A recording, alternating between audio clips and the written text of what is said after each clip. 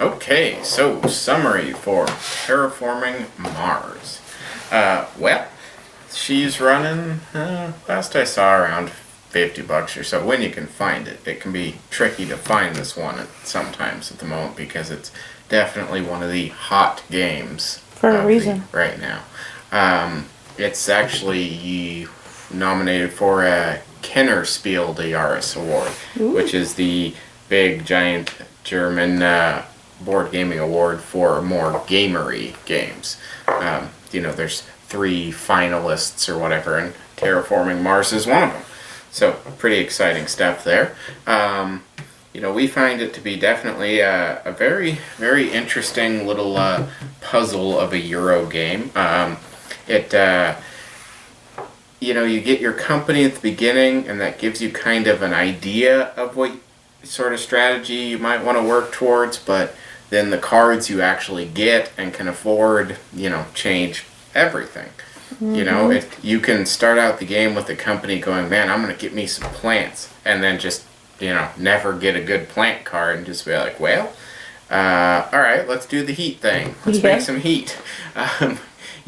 So you got to be able to adapt your overall strategy to what, cards and resources you have available, which is really interesting. It's neat that the game, kind of gives you a direction, but, you have to work towards that direction. Yeah. And sometimes, frankly, you're just not going to get the cards you need for that direction. You're going to have to change gears.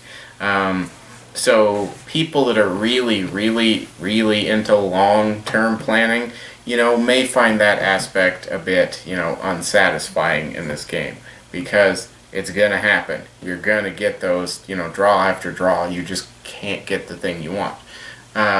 Particularly with Corporate Era, since the addition of more cards does kind of dilute the pool a bit. Mm-hmm. Though some of the Corporate Era cards are just really cool. They are. I mean, they're just neat cards. And having more, really helps extend the replay ability of the game, because, you're not going to see the same cards every time. They may come out, but maybe in the hands of other people. So you're playing against them instead of with them. So we've played this, with a variety of player counts at this point. And really, I think I would have to say 3 and 4 are probably the sweet spots for it. 5 just took forever. I mean, to be fair, we had, 2 or 3 new people, but it was like 3 or 4 hours or something. It was just... Well, and a couple of those people had babies. But not around. No. No. Sorry.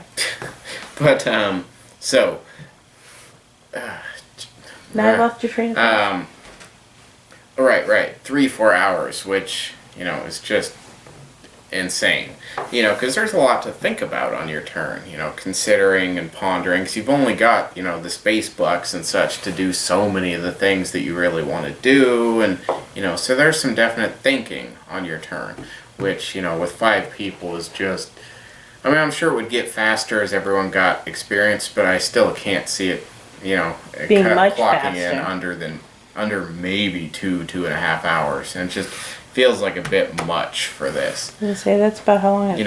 A 3-4 player game can, run hour and a half, 2 hours, sure, but, that's start to finish and you taking more frequent turns and, so on and so forth. So yeah. It feels... You are doing more stuff in that time, so you're like, wait, it definitely feels less tedious. On a side note, cannot heartily enough recommend this broken token stuff. It is so much cooler than the regular stuff. And the player boards and everything, oh man.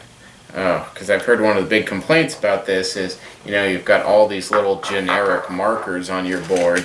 The one token here that gets, or like say here, that gets bumped over here, suddenly it's a plant. And because it's not, it's a generic token. So if you nudge it, whoop, it's steel now. So these insert or and there's board also things. the acrylic overlays.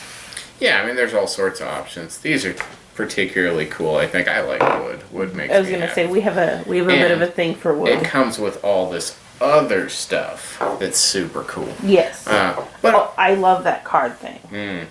oh yeah, Considering the amount of cards in this game, it's there's a lot, and it awesome. fits sleep. Anyway, this Okay, isn't yes. a This isn't a broken review. token thing. But so yeah, terraforming Mars. Yeah, no, it's neat the amount of strategies that are really available here, Right. particularly tying them into your company. Because, you look at, say, Tarsus Republic there, that Camera Wife was, and yeah, they're city builders, but the biggest way to score points off cities is the greenery, as you can see from the final layout of the board here. Greenery, very important to them. So they're as dependent on plants as they are anything else. Because without getting all that greenery on the board, you don't score much with the city build. But at the same token, you could just do the cities for the money and such, and focus on jacking up the heat or something. Whatever works for you. I don't know that I've played the same strategy twice in this game. Oh yeah, they've been vastly different for me. Yeah, and I was really concerned with how Phobolog would start out because of their super low starting money. Normally you're up around $50 or so to start with, right? Depending on who you are. Starting with 23 is, but all that titanium, and I happened to get that card that jacked up my money, but without that card, well, it may not have been as comfortable to start with, but who knows? Yeah, no, so this one, definitely a neat little Euro game here. If you're into the space theme, it's a must-have.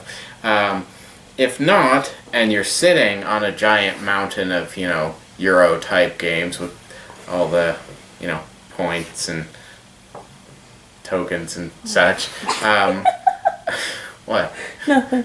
I don't know that this one is a must-have. Nothing here is really unique to this game, per se. Moving up tracks, scoring points, playing cards, Tile placement, You're right. resource I've seen that all management. before. It's done incredibly well here, but I don't know if it's, a mandatory purchase for somebody that already has a lot of Euro games. If you don't, this is a good one to have, though. Oh, absolutely. Yeah, it's terrific. I'm hoping it wins the award. Frankly, I think it's the best one out of the three. You may know the answer to whether it did or not by the time you watch this, because the video is not going to change. But anyway, so, yeah, I definitely give it a recommendation, but it's, it's really going to depend on what bases you already have covered in your collection. So, but we personally think it's pretty cool. it is pretty cool, especially the little boo boss. But yeah, anyway, so I'd say that about wraps it up. So until next time, get off your computer, go play some more games.